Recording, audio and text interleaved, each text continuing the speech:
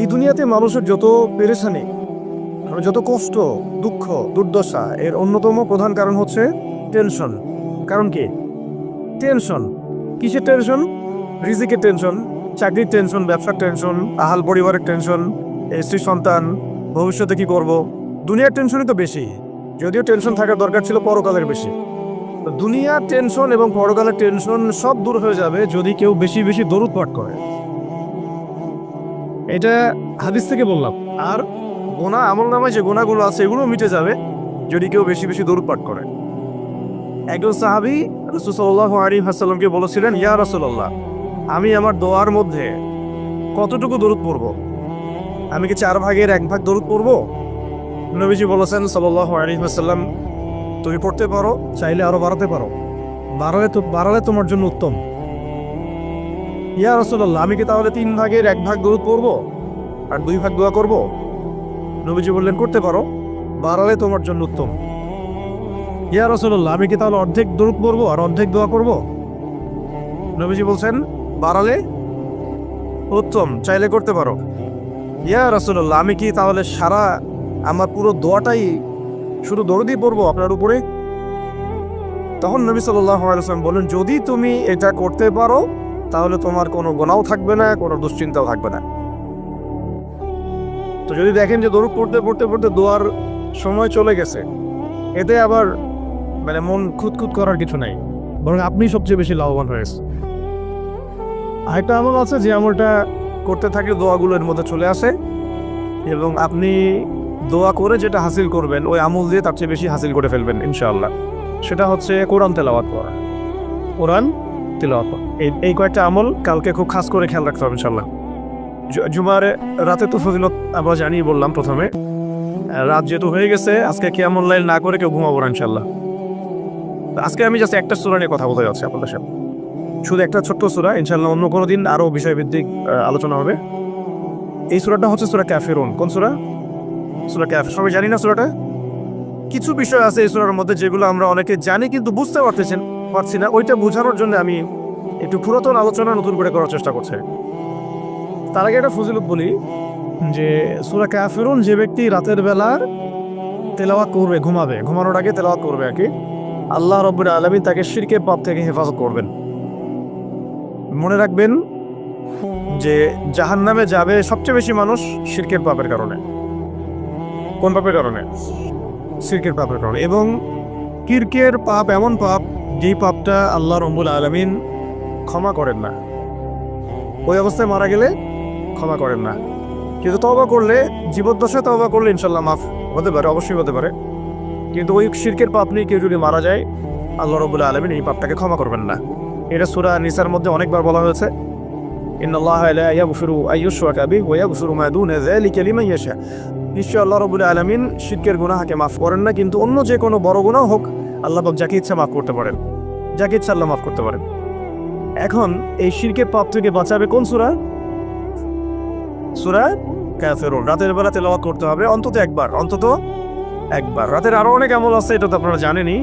অন্তত পক্ষে এই আমলগুলো করবেন। সূরা ফালাক, নাস, ইখলাস এগুলো পড়বেন। শেষ রাতে মোনাজাত করবেন, 2 রাকাত নফল হলেও পড়ার চেষ্টা করবেন। আল্লাহ পাক সবাইকে তৌফিক দান করেন। আর ঘুমানোর আগে সূরা বাকারার শেষের 2টা আয়াত পড়বেন বা 3টা আয়াত পড়বেন। সারা রাতের ইবাদতের নেকি হয়ে যাবে ইনশাআল্লাহ। 33 বার সুবহানাল্লাহ পড়বেন, 33 বার আলহামদুলিল্লাহ পড়বেন, 34 বার আল্লাহু আকবার পড়বেন। এছাড়াও তো আছে আল্লাহুম্মা বিইসমিকা আমুতু আহইয়া। এছাড়াও আরও অনেক দোয়া আছে, কয়েকটা বললাম। সূরা মুলক তেলাওয়াত করতে পারেন যদি সময় হয়, এবং করা উচিত, কারণ সূরা মুলকের তেলাওয়াত কবরের আযাব থেকে বাঁচাবে ইনশাআল্লাহ। এগুলো আমল করবেন। আমলটা বাড়ানোর চেষ্টা করতে হবে এই কারণে যে যার আমল বেশি তার মধ্যে নূর বেশি, আল্লাহ পাকের মারফত বেশি, তার মধ্যে দ্বীনের ফিকিরও বেশি থাকবে এবং তার দোয়াও বেশি কবুল হবে ইনশাআল্লাহ। সে আল্লাহকে পাবে, কাছে পাবে। আমল ভালো হলে আখলাক ভালো হবে, আখলাক ভালো হলে তার দ্বারা সমাজ উপকৃত হবে। এবং আমরা খেয়াল করে দেখেছি সিরাতের কিতাবগুলোতে সাহাবায়ে কেরাম জিহাদের মাঠেও মেসওয়াক ছাড়তেন না, মানে আমলে তারা গুরুত্ব দিতেন, খুব বেশি আমলের প্রতিযোগিতা করতেন, কে কত বেশি আমল করতে পারে। একজন সাহাবী খুঁটির সাথে নিজেকে বেঁধে রাখছিলেন, যে ঘুম আসে, নামাজ পড়তে পড়তে ঘুম আসে, খুঁটির মধ্যে বেঁধে রেখেছেন নিজেকে, এটা ঘুমে পড়ে না যান। তো পরে নবী সাল্লাল্লাহু আলাইহি ওয়াসাল্লাম বললেন যে এত অতিরিক্ত কষ্ট না করতে বললেন। আল্লাহ পাক তো সবসময় তোমার ইবাদত কবুল করতে পারেন, নিজের উপর এহসান করো, নিজের শরীরের হক আদায় করো। একজন সাহাবী এমন আমল শুরু করেছিলেন যে স্ত্রীর প্রতি তাকানোই বন্ধ করে দিয়েছেন এক সময়, হ্যাঁ তাই না? পরে স্ত্রী এসে অভিযোগ করছে আমাকে তো আমার স্বামী দেখেই না। তখন নবী সাল্লাল্লাহু আলাইহি ওয়াসাল্লাম জেগে বললেন যে দেখো, স্ত্রীর হক আছে তোমার উপরে, তার হক আদায় করো, সেটাও সুন্নাত, এটাও ইবাদত। তো এইভাবে সাহাবায়েরা আমলের প্রতিযোগিতা করতেন। তো আমাদেরকে আমলের মধ্যে ব্যালেন্স করতে হবে, আমলে ব্যালেন্স করতে হবে, মানে একদিকে ঝুঁকে যাওয়া না, সব আমলগুলো যেন আমার আমলের মধ্যে থাকে, এটা ব্যালেন্স করতে হবে। শুধু তসবি দানা নিয়ে পড়ে থাকবো, জিহাদের কথা বলবো না, এটাও আবার না। আবার শুধু জিহাদের কথাই বলবো, দিন কায়েমের কথাই বলবো, নিজের ইবাদত আমল ঠিক থাকবে না, এমনও না। মানে সবকিছু ব্যালেন্স থাকতে হবে, আকীদা, আমল, সুন্নাহর ইত্তেবা সব ব্যালেন্স থাকবে। সবচেয়ে জরুরি দুইটা বিষয়ে আমরা মাথায় রাখবো, একটা হলো ইবাদত, একটা হচ্ছে দিন কায়েম। একটা হলো ইবাদত, একটা হলো দিন কায়েম। ইবাদত তো ব্যক্তিগত ব্যাপার, এটা জীবনের প্রত্যেকটা ক্ষেত্রে ইবাদত থাকবে, আর দিন কায়েম করতে হবে জীবনের প্রতিটা ক্ষেত্রেই, শুধুমাত্র ব্যক্তিগত জীবনে, ইবাদত বন্দিগির জীবনে না, আমার অর্থনীতি, ব্যবসা বাণিজ্য, আমার সংস্কৃতি, শিক্ষা এবং রাজনীতির মধ্যেও আল্লাহ পাক তৌফিক এনায়েত করেন। তো এখন যেটা বলতে চাচ্ছিলাম যে একদিন আপনারা তো সিরাত মোটামুটি পড়েছেন, সিরাত মানে রাসূল সাল্লাল্লাহু আলাইহি ওয়াসাল্লামের জীবনী তো মোটামুটি পড়েছেন, আমি আশা করি। যদি না পড়ে থাকেন অবশ্যই পড়বেন, ঠিক আছে? প্রথমে শুরু করবেন তো কোরআন তেলাওয়াত থেকে। কোরআন তেলাওয়াত শিখতে শিখতে সিরাতটা পড়ে ফেলবেন। সিরাতটা আগে পড়া থাকলে আপনি কোরআন হাদিসের অর্থ যখন পড়তে শুরু করবেন তখন বুঝতে পারবেন যে কোন আয়াত কোন প্রেক্ষাপটে, কোন হাদিস কোন প্রেক্ষাপটে নাজিল হয়েছে। আপনার মাথায় পুরো 23 বছরের একটা ফ্রেম থাকবে, এটা খুব জরুরি। তাহলে আপনি বুঝতে পারবেন যে কিভাবে দিন প্রতিষ্ঠা করতে হবে এবং কিভাবে নবী সাল্লাল্লাহু আলাইহি ওয়াসাল্লাম করেছেন, তার উপর দিয়ে কি অতিবাহিত হয়েছে, সাহাবীদের উপর দিয়ে কি অতিবাহিত হয়েছে, এটা আমাদের মাথায় থাকবে। এবং কোন প্রেক্ষাপটে তারা কিভাবে রিয়াক্ট করেছেন ওইটা আমাদের মাথায় থাকবে। সিরাতটা আমি পড়ার জন্য খুব বেশি জোর দেই। আরেকটা বিষয় বলতে চাই যে এই সিরাতের প্রথম যে 13 বছর এটা ছিল মাক্কি জীবন। কোন জীবন? মানে মক্কায় নবী সাল্লাল্লাহু আলাইহি ওয়াসাল্লাম দাওয়াত দিচ্ছেন। তো মক্কার পরিবেশটা কেমন? মক্কার পরিবেশটা হচ্ছে আবু জেহেলদের শাসন চলতেছে। কাদের শাসন? আবু জেহেলের শাসন চলছে, আবু লাহাবের শাসন চলছে, উতবা সাহেবা এদের কর্তৃত্ব চলছে। আবার একই সাথে নবী সাল্লাল্লাহু আলাইহি ওয়াসাল্লাম তিনিও একটা সম্ভ্রান্ত বংশ থেকে আসছেন, সম্ভ্রান্ত গোত্র থেকে, বনু হাশিম থেকে। তো তার গোত্রের মর্যাদা অনেক বেশি, ঠিক আছে? আর এদিকে বনু মাখজুম, বনু এই তাইম, বনু আদি, আরও অনেক গোত্র আছে। তো তারাও কিন্তু মোটামুটি প্রভাবশালী। তো রাজনৈতিক যে ক্ষমতাটা, মক্কার রাজনৈতিক যে ক্ষমতাটা, এটা আছে ওই সময় Abu Jahl, Abu Lahab, Utba সাহেব এদের হাতে। এবং ওদের একটা পার্লামেন্ট ছিল, ওর নাম ছিল দারুন নাদওয়া। কি নাম ছিল? দারুন নাদওয়া। তারা আল্লাহকে বিশ্বাস করত, একটু ভালো করে বোঝার চেষ্টা করেন। তারা আল্লাহ পাককে বিশ্বাস করত, আল্লাহ বলে একজন আছে, এটা তারা আকীদা ঠিক রাখত। এমনকি আল্লাহ পাক সৃষ্টিকর্তা, আল্লাহ পাক রিজিক দাতা, আল্লাহ সন্তান দাতা, এটাও তারা বিশ্বাস করত। কারা বিশ্বাস করত? Abu Jahl, Abu Lahab, Utba সাহেবা, তারাও বিশ্বাস করত। তাহলে কিসে বিশ্বাস করতো না? তারা তাওহীদে রুবুবিয়্যাত বিশ্বাস করতো, কিন্তু উলুহিয়াত, আসমা ও সিফাতে বিশ্বাস করতো না। মানে আল্লাহ পাকেরই যে বিধান মানতে হবে, আল্লাহ পাকেরই যে দাসত্ব করতে হবে এবং মৃত্যুর পর জবাবদিহিতা আছে, এই বিষয়গুলোতে তারা বিশ্বাসী ছিল না। এখন প্রথম 3 বছর নবী সাল্লাল্লাহু আলাইহি ওয়াসাল্লাম গোপনে দাওয়াত দিয়েছে। কত বছর? প্রথম 3 বছর।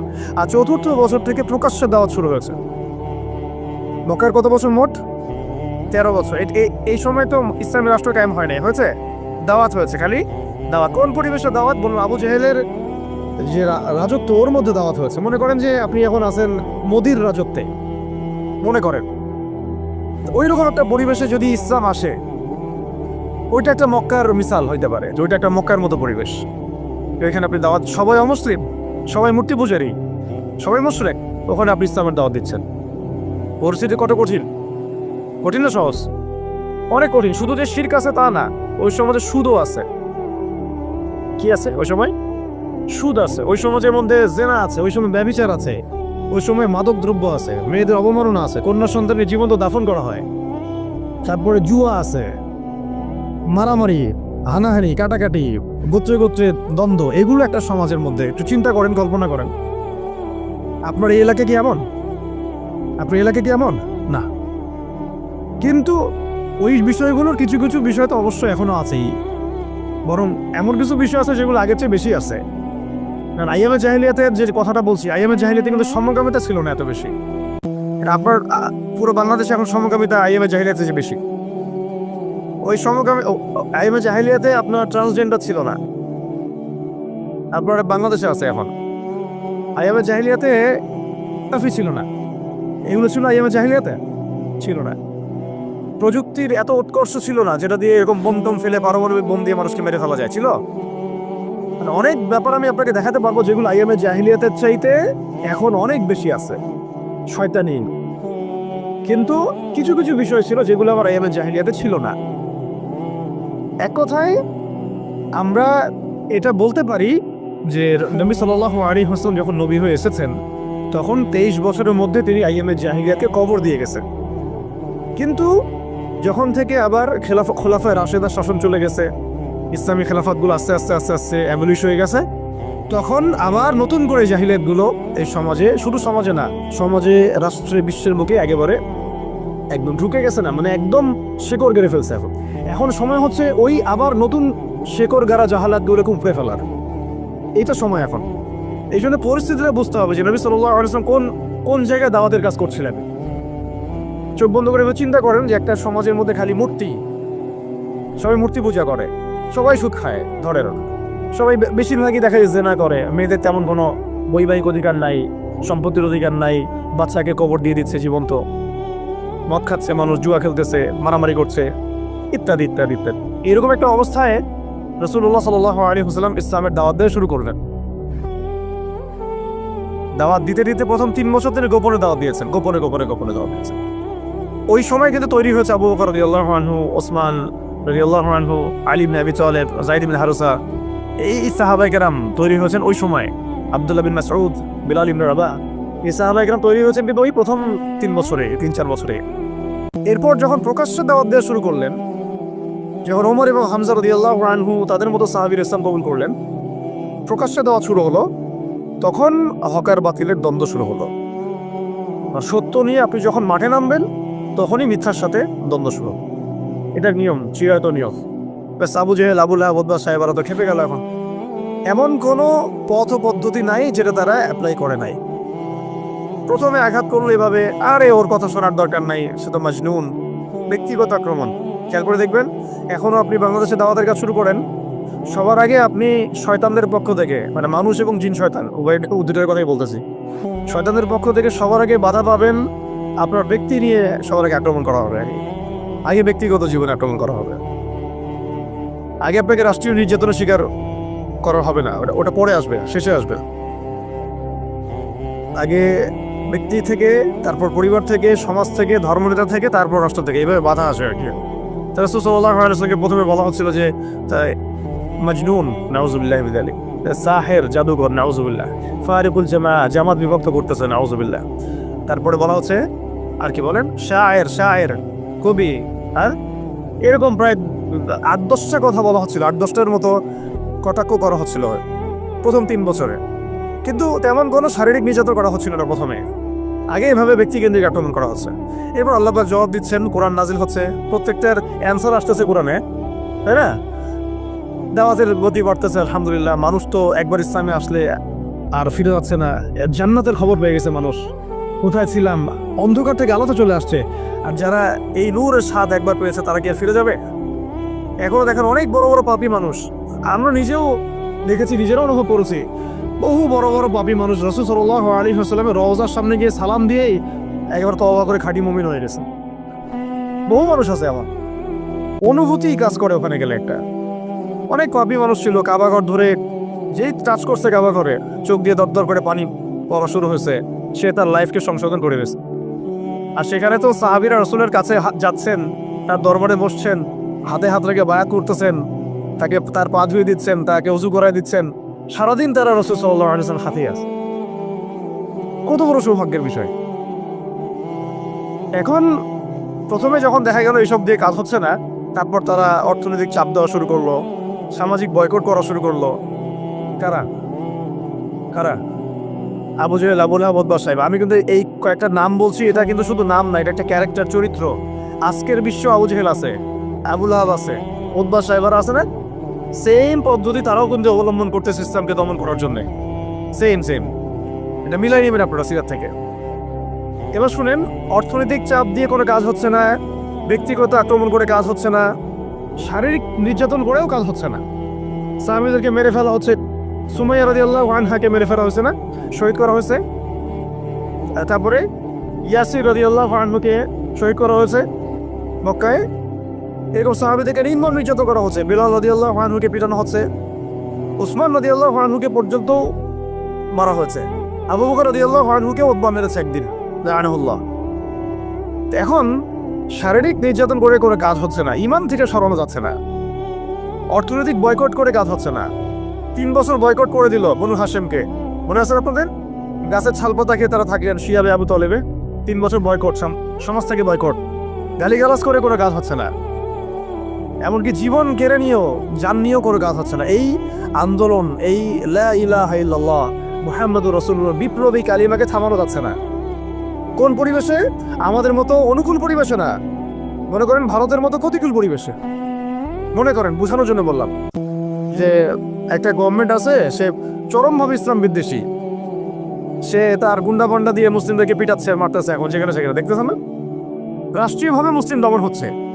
একটা তো হলো রাষ্ট্রীয়ভাবে না, মানে অরাজনৈতিকভাবে কেউ ইসলামের বিরোধিতা করতেছে, সেটা আলাদা ব্যাপার। একটা হচ্ছে রাষ্ট্রীয়ভাবে ইসলামকে দমন করা হচ্ছে। কোথায়?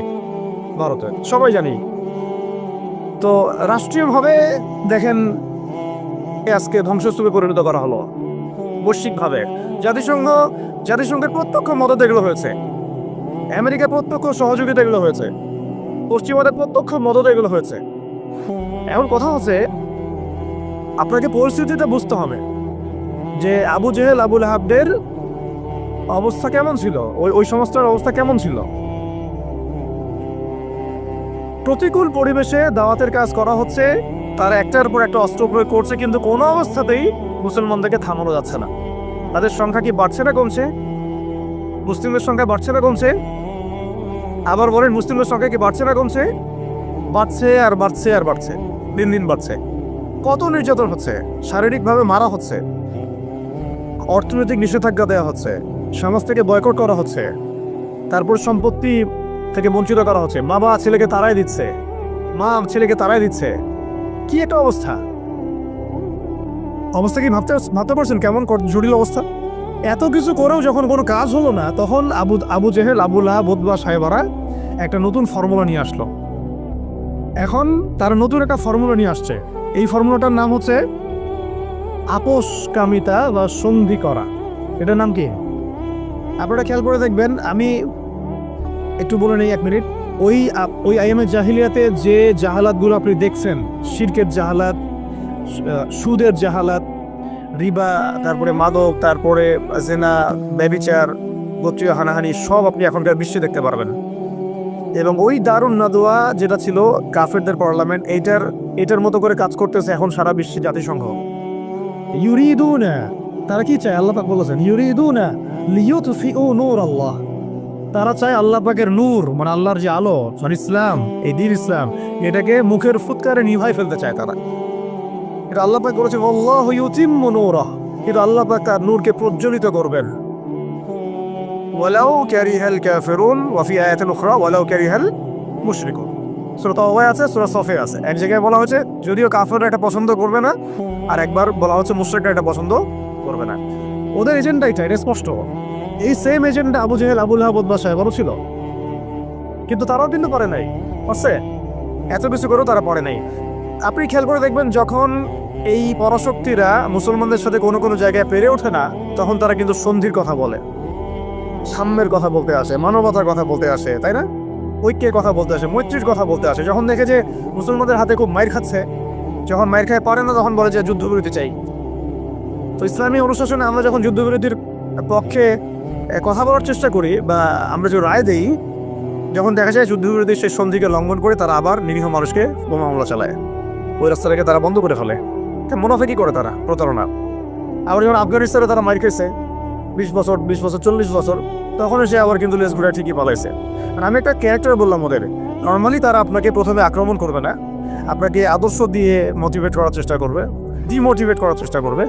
তারপরে আপনাকে অর্থনৈতিক বয়কট করবে, সামাজিকভাবে ফিতনা ছড়াই দিবে, রাজনৈতিক ওদের পাপেটগুলোকে দিয়ে আপনাকে শাসন করবে। সে সরাসরি এসে আপনার গলা চিপে ধরবে না, তার দালালদেরকে দিয়ে আপনাকে অ্যারেস্ট করাবে। আর কি খোলামেলা বলতে পারবো? সরাসরি সে এসে আপনাকে হত্যা করবে না, বরং তার দালালদেরকে দিয়ে আপনাকে নির্যাতন করাবে। এটা হয়ে আসছে ইতিহাসে, এখনও হচ্ছে এগুলাই। কিন্তু যখন দেখা যাবে মুসলিমরা খুবই শক্ত অবস্থায় আছে ইমানের দিক থেকে, কোনো অবস্থায় টলানো যাচ্ছে না, ঠিক যেমন সাহাবীদের মতো, তখন তারা নতুন একটা ফর্মুলা নিয়ে আসবে। কি ফর্মুলা? এই যে এই ফর্মুলাটা, সন্ধি, ঐক্য, মৈত্রী, মানবতা, এইসব শব্দ কিছু নিয়ে আসবে। নিয়ে এসে বলবে, ঠিক আবু জেহেল যেভাবে বলছিল যে হে মুহাম্মদ, তুমি তো আমাদের সন্তান, আমাদের তো ভাতিজা, এটা চাচা ভাতিজা সম্পর্ক আমাদের, তো তোমাদের সাথে আমাদের এত দ্বন্দ্বের তো দরকার নাই। একটা কাজ করো, আসো তোমরা একটা বছর আমাদের লাত উজ্জা হবল মানাতের ইবাদত করো, আমরা এক বছর তোমার আল্লাহর ইবাদত করব। কেমন মনে হচ্ছে প্রস্তাবটা? বলেন, কার প্রস্তাব? আবু জাহেল, আবু লাহাব, উতবা সাহেবাদের প্রস্তাব। এটা সাথে আজকে বিশ্ব মিলাই নিয়েন, ওটা আপনারা মিলাবেন। আমি ধরাই দিচ্ছি, মিলাবেন কারা নিজেই বুঝতে পারবেন আপনি যে কথা কোন দিকে যাচ্ছে এখনকার প্রেক্ষাপটে আর কি। এক বছর তোমরা আমাদের লাত উজ্জা হবল মানাতের ইবাদত করো, আরেক বছর আমরা তোমার আল্লাহর ইবাদত করব।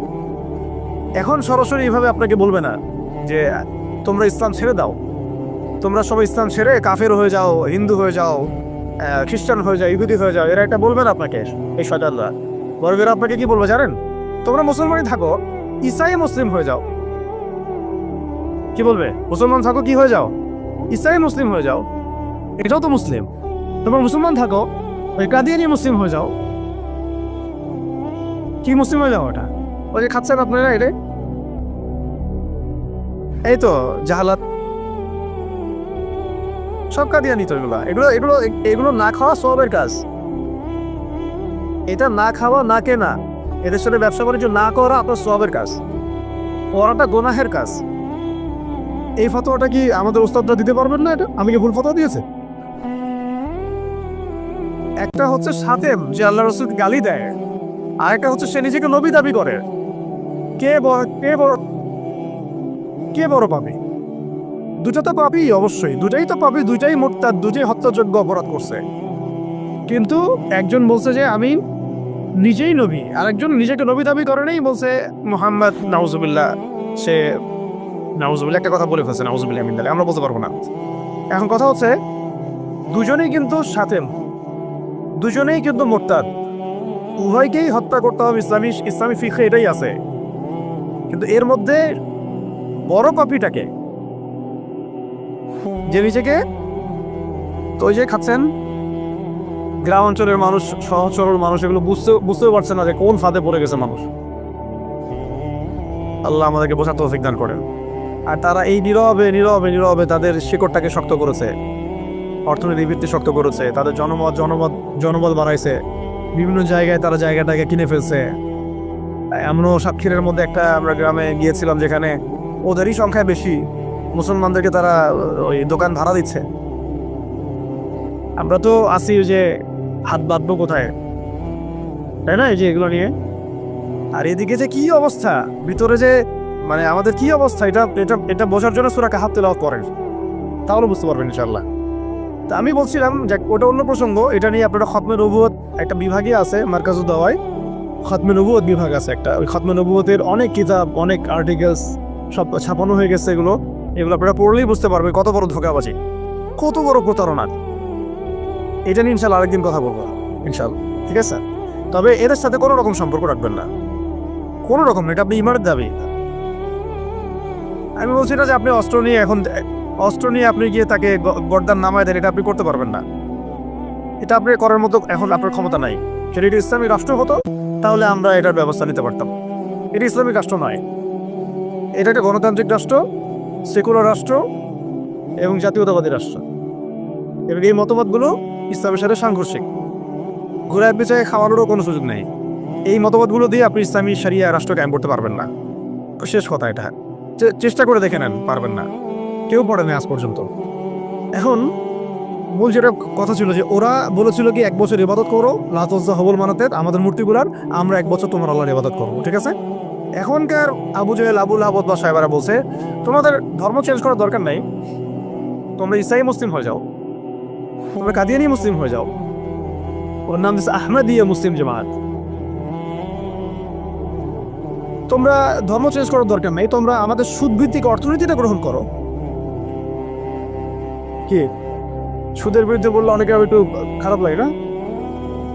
তোমরা ধর্ম চেঞ্জ করার দরকার নাই, লা ইলাহা ইল্লাল্লাহ পড়ো, মুহাম্মদ রাসূলুল্লাহ পড়ো, নামাজ পড়ো, হজ করো, উমরা করো, যাকাত দাও, কোনো সমস্যা নাই, কিন্তু আমাদের সুদভিত্তিক ব্যাংকিং সিস্টেমটা নাও। মানুষ নিয়েছে, প্রত্যেকটা মুসলিম কান্ট্রির মধ্যে এখন সুদভিত্তিক ব্যাংকিং সিস্টেম আছে। বুঝতে পারছি আমি কথা? তোমাদের ধর্ম চেঞ্জ করার দরকার নাই, তোমরা সমকামিতাটাকে প্রমোট করো। তোমরা মুসলমান থাকো, মুহাম্মদের উম্মত থাকো সাল্লাল্লাহু আলাইহি ওয়াসাল্লাম, সমকামিতাটাকে প্রমোট করো। এই প্রমোট করছে আমাদের ছাত্র ভাইরাও তো প্রমোট করছে, যারা কয়দিন আগে করলেন, রাস্তায় নেমে আন্দোলন করলেন। আপনাদের কাছে তো আমরা আশা করি নাই, এই জন্য তো আবু সাইদ রক্ত দেয় নাই। আপনারা যদি গাদ্দারি করেন তাহলে এই প্রজন্ম আপনাদেরকেও ছাড়বে না। সমকামিতা প্রমোট করছেন ঘুরাই ফিরায়, আবার অনলাইনে দেখলাম শাতিমের পক্ষও নিচ্ছেন, শাতিমের পক্ষ নিয়েও কথাবার্তা বলছেন, আবার ভিতরে ট্রান্সজেন্ডারটাকে প্রমোট করছেন, ট্রান্সজেন্ডার। তো ওরা বলছে পশ্চিমারা, এখনকার আবু জাহেল আবু লাহাব বা সাহেবারা বলছে যে ধর্ম চেঞ্জ করার দরকার নাই, ট্রান্সজেন্ডার তোমরা প্রমোট করো। ট্রান্সজেন্ডার কি? বাহিরে অন্ধকোষ আছে, মন নাকি মেয়ে মেয়ে করে। আর কি খোলামেলা বলবো, এটা এখন আস্তে আস্তে লিগালাইজ হয়ে যাচ্ছে, দিন দিন নর্মাল হয়ে যাচ্ছে, নর্মালাইজ হয়ে যাচ্ছে এগুলো।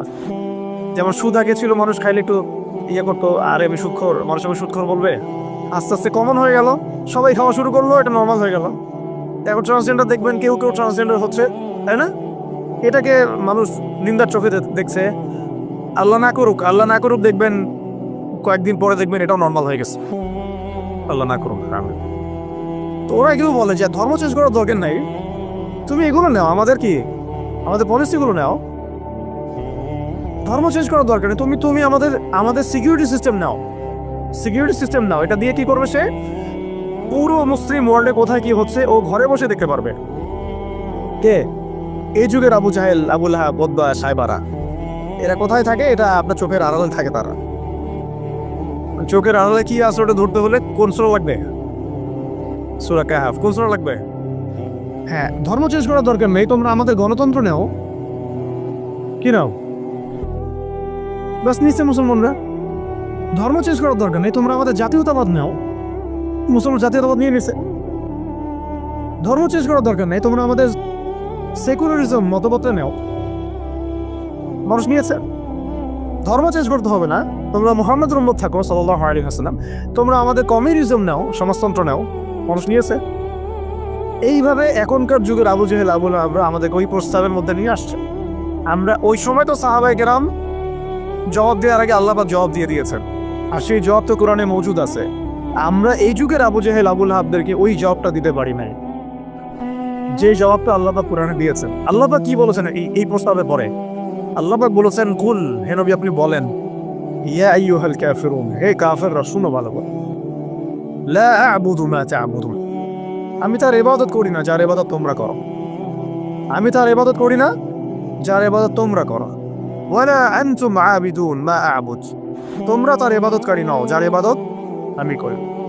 ওয়ালা আনা আবিদুন মা আবাদতু, এবং আমি তার ইবাদতকারী নই যার ইবাদত তোমরা করো। ওয়ালা আনতুম আবিদুনা মা আ'বুদ, এবং তোমরাও তার ইবাদতকারী হবে না যার ইবাদতকারী আমি। এখানে আয়াতকে রিপিট করা হয় নাই, বরং এটাকে একটাতে আপনার বর্তমান কালকে বোঝানো হয়েছে, একটাকে ভবিষ্যৎ বোঝানো হয়েছে। কিয়ামত পর্যন্ত মুসলমান মন্দিরে যাবে না, আর মন্দিরে যে যায় লোক সে মসজিদ আসবে না। আসলে ধর্ম চেঞ্জ করে আসতে হবে। লাকুম দীনুকুম ওয়ালিয়া দীন, তোমাদের দিন তোমাদের জন্যে, আমার দিন আমার জন্য। এই জবাবটা আমরা এখনকার বিশ্বকে দিতে পারি না। বারবার খেয়াল করে দেখছেন, এভাবে সূরাগুলোকে মিলাতে হবে। ওরা এখন আপনাকে বলছে না সরাসরি যে আপনি ধর্ম চেঞ্জ করেন, আপনি অমুসলিম হয়ে যান, কাফের হয়ে যান, মুরতাদ হয়ে যান, এগুলো তারা বলবে না। তারা বলবে আপনাকে আমাদের সুদটা নাও, আমাদের সংস্কৃতি নাও, আমাদের শিক্ষা ব্যবস্থা নাও, আমাদের রাজনৈতিক সিস্টেমগুলো নাও, আমাদের গণতন্ত্র নাও, আমাদের ধর্মনিরপেক্ষতাবাদ নাও, আমাদের কমিউনিজম নাও, আমাদের জাতীয়তাবাদ নাও, আমাদের ট্রান্সজেন্ডার নাও, আর কি বলবেন, আমাদের সিকিউরিটি সিস্টেম নাও, আমাদের প্রযুক্তি নাও, আমাদের মিডিয়া নাও, এগুলো নাও। ধর্ম চেঞ্জ করার দরকার নাই। কাদিয়ানি হও, ইসাই মুসলিম হও, কিন্তু লা ইলাহা ইল্লাল্লাহ ওটাও পড়ো। এই যুগের লা তাযাহবুল মানাজা আরো বেশি ভয়ঙ্কর। এই যুগের আবু জেহেল, আবুল হাব, উতবা সাহেবরা আরো বেশি ভয়ঙ্কর ওই যুগের আবু জেহেল, আবুল হাবদের চাইতে। ওই যুগের সাহাবায়ে কেরাম যে ভাষায় উত্তর দিয়েছিলেন, এই যে কোরআনের ভাষায়, লাকুম দীনুকুম ওয়ালিয়াদিন, কিয়ামত পর্যন্ত না তোমরা আমাদের দ্বীনের অনুসারী হবা, আর না আমরা তোমাদের দ্বীনের অনুসারী হব। তোমাদের সাথে আমাদের এইসব আদর্শিক কোনো ঐক্য হইতে পারে না। আদর্শিক কোনো ঐক্য হতে পারে না। হ্যাঁ, ব্যবসা বাণিজ্য হতে পারে। কি হতে পারে? ব্যবসা বাণিজ্য হতে পারে, মুআমালাত মুআশারাত হতে পারে, প্রতিবেশী হিসেবে থাকতে পারে, অনেক কিছু আছে। কিন্তু আদর্শিক যেখানে, ইসলাম যেখানে প্রশ্নবিদ্ধ, ইসলামের মৌলিক বিষয় যেখানে ক্ষতিগ্রস্ত হবে বা বাধাপ্রাপ্ত হয়, এরকম কোনো উসুলে তোমার আমার কখনো ঐক্য হতে পারে না। এখন যে কথাগুলো আমি বললাম, এগুলো কি ইসলামের মৌলিক বিষয় না? কেউ যদি ট্রান্সজেন্ডার হয়ে যায়, সে কি আর মুসলিম থাকবে? কেউ যদি কাদিয়ানি হয়, সে কি আর মুসলিম থাকে? কেউ যদি ইসাই মুসলিম হয়, মুসলিম থাকবে? কেউ যদি চরম সুদখোর হয়, সে তো আল্লাহর সাথে যুদ্ধ করতেছে, রাসূলের সাথে যুদ্ধ করতেছে, সে কিভাবে মুসলিম হতে পারে? কেউ যদি এরকম পশ্চিমা তন্ত্রমন্ত্রের পূজা করে, সে কি আর মুসলিম থাকতেছে নাকি? ফাসেক হয়ে যাচ্ছে। তো এখন কথা হচ্ছে, এই সূরা থেকে আমাদের এই শিক্ষাগুলো নিতে হবে যে আজকের বিশ্বেও, আজকের এই জামানাতেও কোনো অবস্থাতেই এই কাফের, মুশরিক, মুরতাদ, মুনাফিক এবং এই জায়নিস্ট শক্তির এরকম কোনো তন্ত্র মন্ত্রের ফাঁদে আমাদেরকে পা দেওয়া যাবে না। কেন দেওয়া যাবে না? কারণ আল্লাহ রাব্বুল আলামিন আমাদেরকে পরিপূর্ণ শরিয়া দিয়েছেন, পরিপূর্ণ কোরআন দিয়েছেন, সুন্নাহ দিয়েছেন, প্রত্যেকটা বিষয়ের পুঙ্খানুপুঙ্খ সমাধান দিয়েছেন। আমার অন্য কারো কাছ থেকে সমাধান ধার করারও কোনো দরকার নেই। আমাদের ব্যক্তিগত জীবনের হেদায়েত কোরআন সুন্নাহে মওজুদ আছে, পারিবারিক হেদায়েত আছে, সামাজিক আছে, শিক্ষা ব্যবস্থার আছে, সংস্কৃতির আছে, রাষ্ট্রীয় এবং রাজনৈতিক হেদায়েতও আছে। আমাকে তোমার কাছ থেকে তন্ত্রমন্ত্র ধার করতে হবে না। এই বিষয়টা আমাদের ভালো করে বুঝতে হবে, কোন ক্ষেত্রে কি হেদায়েত আছে, এটার জন্য আমাদেরকে পড়াশোনা করতে হবে, দেখতে হবে, জানতে হবে, খুঁজতে হবে, ওলামা ইকরামের সাথে মশওয়ারা করতে হবে। কোনো কোনো কোনো জায়গায় যদি দেখেন যে কোনো আলেমও এগুলোতে প্রভাবিত হয়ে গেছে, তাহলে আপনি হকপন্থী আলেম খুঁজে বের করবেন। এইভাবে আমাদেরকে সামনের পথটা চলতে হবে। এই সূরার পর একটা সূরা আছে, কি নাম? সূরা নাসর। কোন সূরা? তাই না? সূরা নাসর না? এই শেষ করে দিই, একটু অনেক দেরি হয়ে গেছে। এখন যখন কোন প্রেক্ষাপটে সূরা কাফিরুন নাজিল হয়েছিল আপনাকে তো বলছি একবার, ওই রকম প্রেক্ষাপটে এই সূরা নাজিল হয়েছে। আর এখন তো আমরা আছি ইসলাম বান্ধব পরিবেশের মধ্যে। তাহলে আমরা কেন এই যুগের আবুল হাব, আবু জেহেল, উতবা সাহেবাদের এই তন্ত্রমন্ত্রগুলোর অনুসারী হব, ওদের ধোকায় পা দিব? যেখানে ওর ইসলামকে আক্রমণ করে আমরা কেন সেখানে সাই দিব? অথচ মক্কার মতো অবস্থায় সাহাবায়ে কেরাম এইভাবে জবাব দিয়েছেন সূরা কাফিরুনের জবাবে। আর এখন তো আমার সামনে নামাজের পরিবেশ আছে, যাকাতের পরিবেশ আছে, আমরা মুসলিম সংখ্যাগরিষ্ঠ, আমরা সবাই লা ইলাহা ইল্লাল্লাহ বুঝি, আলহামদুলিল্লাহ আমরা নামাজ পড়ছি, তিলাওয়াত করছি, অনুকূল পরিবেশ আছে। এখন কেন আমাকে এই যুগের আবু জেহেল, আবুল হাবদের দাসত্ব করতে হবে বলেন? কোনো যুক্তি আছে? যুক্তি তো নাই, কোনো কারণও নাই। কারণ নাই? এই সূরার পরেই আল্লাহ পাক বলেছেন, ইযা জাআ নাসরুল্লাহি ওয়াল ফাতহ, যখন আল্লাহর সাহায্য আর বিজয় আসবে। আর ওই রকম প্রতিকূল অবস্থাতেই বিজয়ের সুসংবাদ দিয়ে দেওয়া হয়েছে যে এই অবস্থা চিরকাল থাকবে না। তো এইটা তোমরা সবর করে এটা উতরায় উঠো, এখানে ইমানের পরীক্ষাটা দাও, পাস করো। ইযা জাআ নাসরুল্লাহি ওয়াল ফাতহ, সামনেই আসতেছে তোমাদের জন্য বিজয়।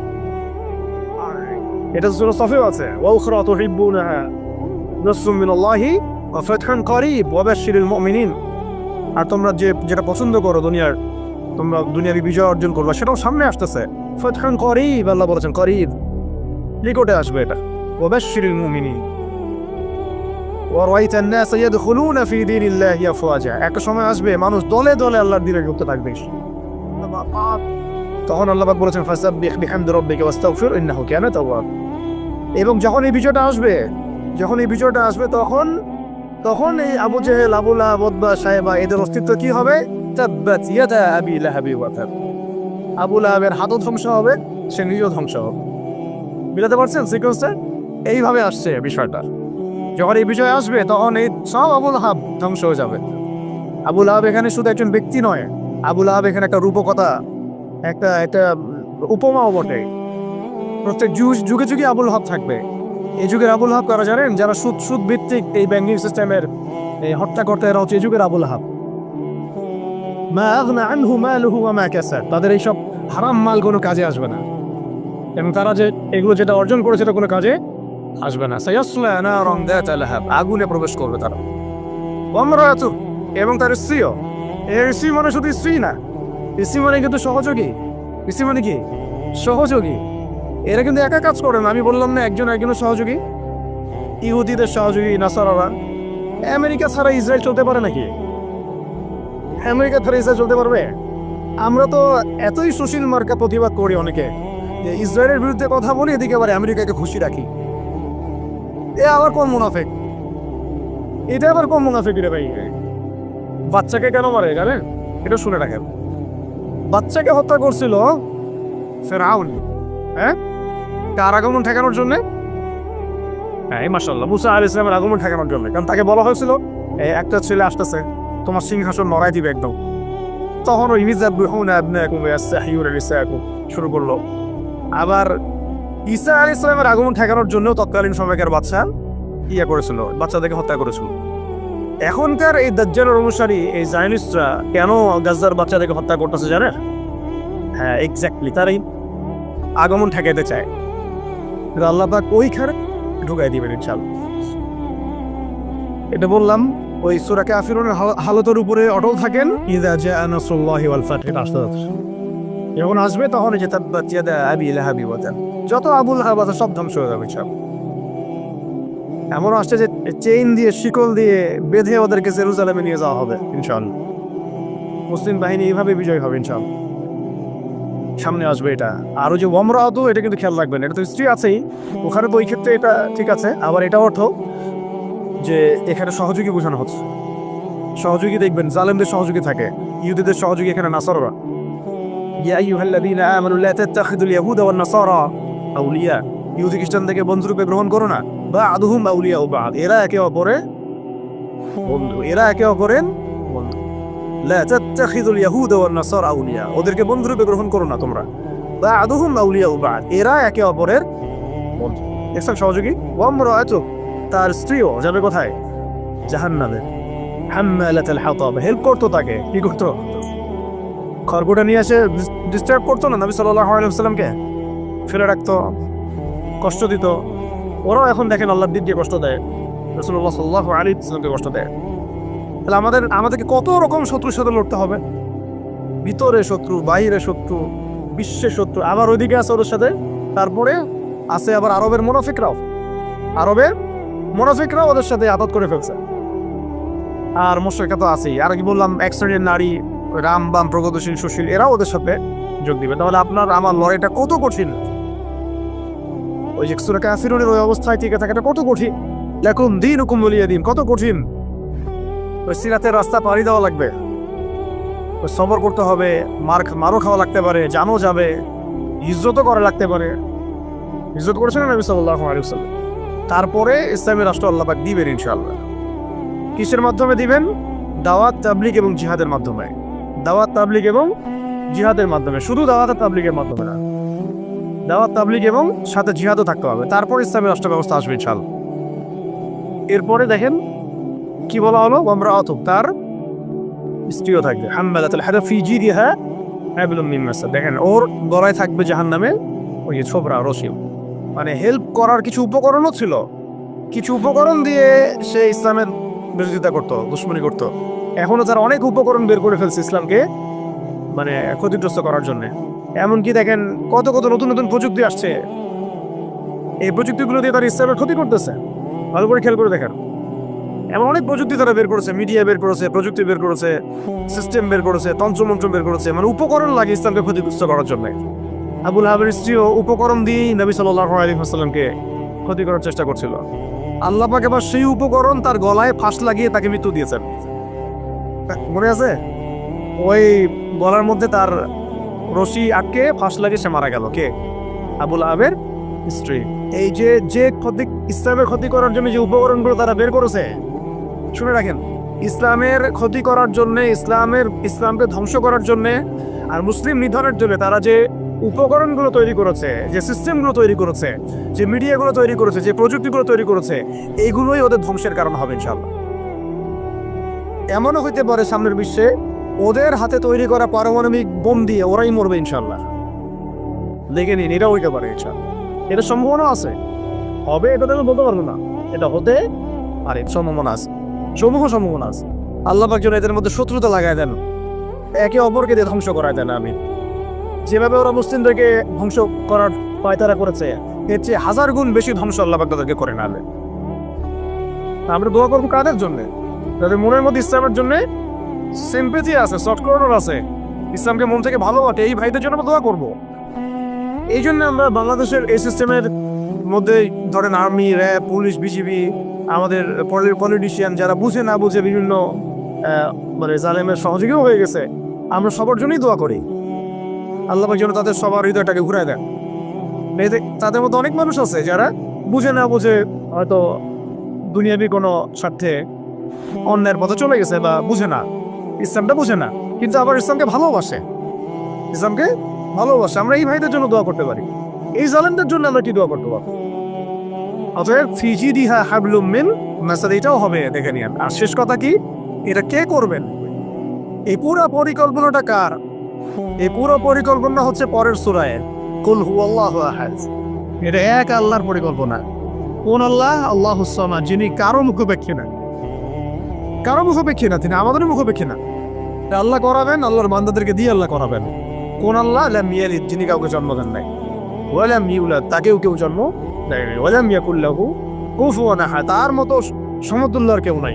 অর্থাৎ তোমরা যতই বাড়াবাড়ি করো, যতই তোমরা ইসলামের বিরুদ্ধাচরণ করো না কেন, ইসলামকে ধ্বংস করার চেষ্টা করো না কেন, সূরা কাফিরুন থেকে মক্কা বিজয় পর্যন্ত হালত আসবে ইনশাআল্লাহ।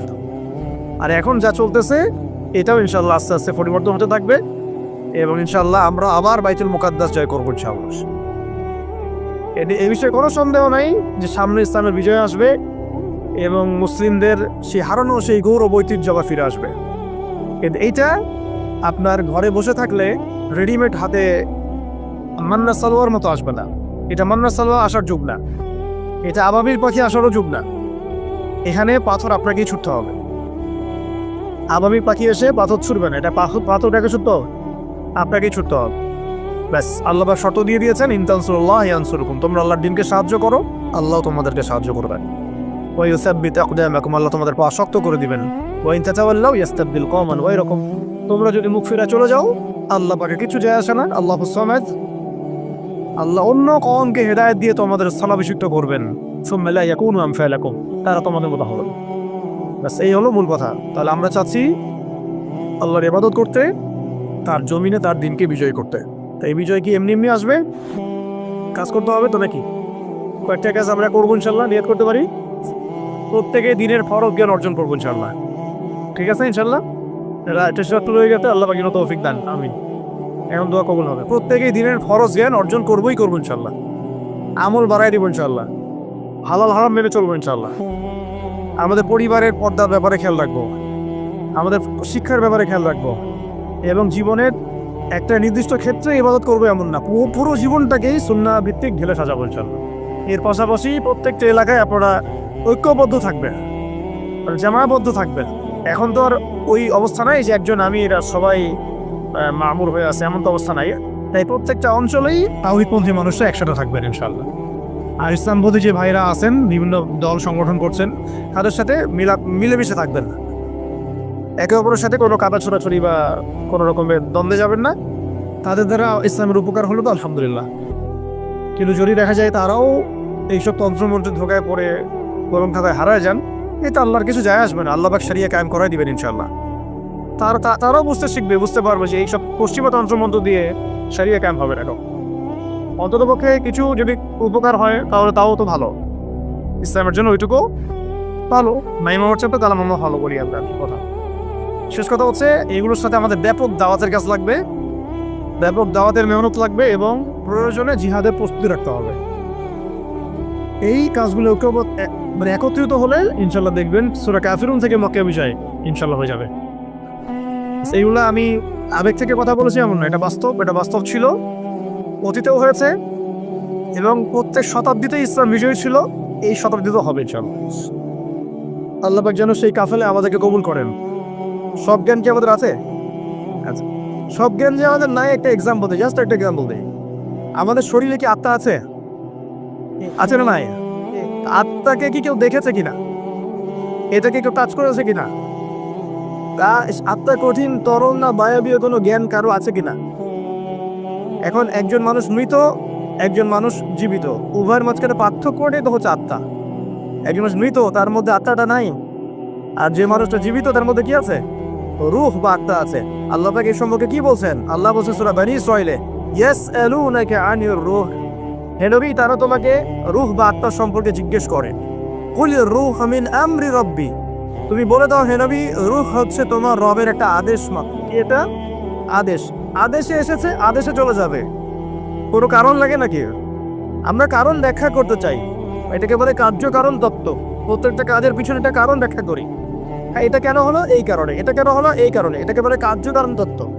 আল্লাহ পাকের হুকুমে মানুষ যে মারা যাচ্ছে, এর পিছনে কোনো কারণ লাগে নাকি? এই যে একটা মানুষ হাঁটছে ডেড, আর আমরা বলে দিলাম হৃদযন্ত্রের ক্রিয়া বন্ধ হয়ে মারা গেছে, এই তো এই কথা তো। ক্রিয়াটা বন্ধ হলো কিভাবে? ভালোই তো ছিল, হঠাৎ করে কি হল? কার হুকুমে হলো? ওটা কোনো হুকুম তো নাই। এই কনসেপ্টটাই তো বিশ্বাস করছে না। রূহ বলে কিছু একটা আছে না, এই রূহে কি ব্যাখ্যা আমি করতে পারবো? এই জ্ঞান কি আমার আছে? আল্লাহ বলছে ওমা উতীতু মিনাল ইলমি ইল্লা কলিলা, এই বিষয়ে তোমাদেরকে খুবই কম জ্ঞান দেওয়া হয়েছে, জ্ঞানই দেওয়া হয়নি। জ্ঞান কে দেয়? আল্লাহ। নাকি সব জ্ঞান আমরা অ্যাচিভ করি? জ্ঞানতাত্ত্বিক দর্শন শোনেন, কিছু মানুষ বলেছে সুদীর্ঘকাল ধরে মানুষ বুদ্ধি থেকে জ্ঞান পায়। কি থেকে পায়? বুদ্ধি থেকে। আবার কিছু মানুষ বলেছে মানুষ অভিজ্ঞতা থেকে জ্ঞান পায়। কি থেকে? অভিজ্ঞতা হচ্ছে জ্ঞান পেয়েছে, আগে জানতেন না এখন জানছেন। এখানে বিষয়টা কি? এই চূড়ান্ত বক্তব্যটা কি? চূড়ান্ত বক্তব্য দিয়েছে ইসলাম। ইসলাম বলছে ওয়াকুলিল হাক্কু মির রাব্বিকুম, হক বা সত্য রবের পক্ষ থেকে আসে। সূরা বাকারে আছে ওয়াআল্লামা আদামাল আসমাআ কুল্লাহা, আল্লাহ পাক আদম আলাইহিস সালামকে সমস্ত নাম শিক্ষা দিয়েছেন। তো আলাকে আছে আল্লামাল ইনসান মা লাম ইয়ালাম, মানুষকে সেই জ্ঞান শিক্ষা দিয়েছেন যা মানুষ জানতো না। জ্ঞানকে শিক্ষা দিয়েছেন, জ্ঞানকে শিক্ষা দিয়েছেন। তাহলে জ্ঞান কার পক্ষ থেকে আসে? এখানে একটা কথা মনে রাখবেন, আপনার যদি অনেক বড় ডিগ্রি সার্টিফিকেটও থাকে, যদি হৃদয়টা পরিচ্ছন্ন না হয়, হৃদয়ে নূর না থাকে, আল্লাহর মারিফত বসিরা না থাকে, তাহলে কিন্তু আল্লাহর পক্ষ থেকে জ্ঞান পাওয়া খুব ডিফিকাল্ট। আপনি কাগজের কিছু জ্ঞান পেতে পারেন, তথ্য পেতে পারেন, ইনফরমেশন পেতে পারেন, প্রকৃত জ্ঞান পাওয়া খুব টাফ আছে। আল্লাহ পাক বোঝার তৌফিক দান করুন। সূরা ফালাক নাস ক্লাস পড়বেন, সূরা মুলক পড়বেন, ওযু করার কথা বলেছি। এর পাশাপাশি আপনি সূরা কাফিরুন পড়বেন। কোন সূরা? কোনটা বলেন তো? প্রথম লাইন কি? কুরিয়া আইয়ুহাল কাফিরুন। মাশাআল্লাহ। আচ্ছা, এই সূরাটা ফজিলত আছে। যদি আপনি প্রত্যেক রাতে সূরা কাফিরুন পড়েন ঘুমানোর আগে, ইনশাআল্লাহ তাআলা আল্লাহ পাক আপনাকে আমাকে শিরকের পাপ থেকে বাঁচিয়ে রাখবেন ইনশাআল্লাহ। কিসের পাপ? শিরকের পাপ কি সবচেয়ে বড় পাপ না ছোট পাপ? একটা হাদিস বলে দেই, ইনশাআল্লাহ যথেষ্ট হবে। রাসূলুল্লাহ সাল্লাল্লাহু আলাইহি ওয়াসাল্লামকে আল্লাহ পাক একটা ওয়াদা করেছেন। কি ওয়াদা করেছেন? আল্লাহ পাক বলছেন মেরাজের রাতে, হে নবী মুহাম্মদ সাল্লাল্লাহু আলাইহি ওয়াসাল্লাম, তোমার উম্মতের মধ্যে যে কোনো ব্যক্তি যদি আসমান জমিন সমান পাপ নিয়ে আমার সামনে হাজির হয়, কিন্তু আমার সাথে কাউকে শরীক করেনি, শিরকের পাপ নাই, আমি আল্লাহ তার সামনে আসমান জমিন সমান ক্ষমা নিয়ে হাজির হব। কথা কি বুঝতে পারছেন? অনেক পাপ করেছেন আপনি, পাপের শেষ নাই, কিন্তু আপনি শিরকের পাপ করেন নাই। ইনশাআল্লাহ একদিন না একদিন আপনি জান্নাতে যাবেন ইনশাআল্লাহ। আল্লাহ পাক সমস্ত পাপ মাফ করতে পারেন, কোন পাপ ছাড়া? শিরক। তওবা করলে এখনই মাফ করতে পারেন ইনশাআল্লাহ। তো এই শিরকের পাপ থেকে আপনাকে বাঁচাবে কোন সূরা? সূরা কাফিরুন। তিলাওয়াত করেন, দেখবেন শিরক আপনি চিনে ফেলবেন ইনশাআল্লাহ, সেখান থেকে আপনি দূরে থাকতে পারবেন ইনশাআল্লাহ।